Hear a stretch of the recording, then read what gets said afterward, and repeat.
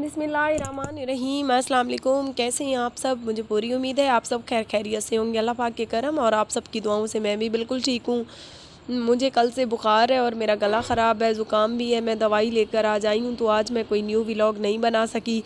तो ये छोटा सा क्लिप हमारा खड़ा था काफ़ी दिनों पहले का, जैसा कि आपको पता है। तो मैंने सोचा आज गैर हाज़िरी ना हो, तो आज हम आपसे ये रूटीन शेयर कर देते हैं। तो प्लीज़ आप सबसे गुजारिश है कि वीडियो पूरी देखिएगा और इस वीडियो पे बहुत अच्छे अच्छे कमेंट करके मेरी हौसला अफजाई लाजमी कीजिएगा।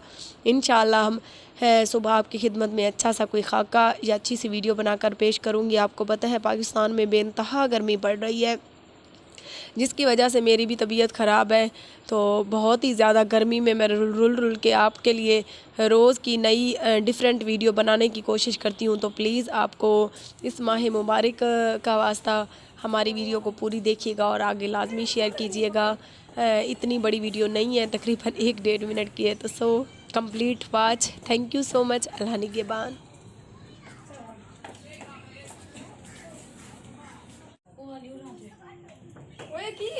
और कुछ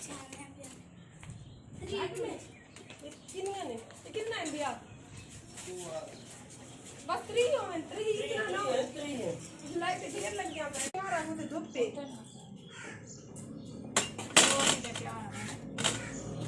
ये ना करने थोड़ा सा और मैं जरूर समझ जाना।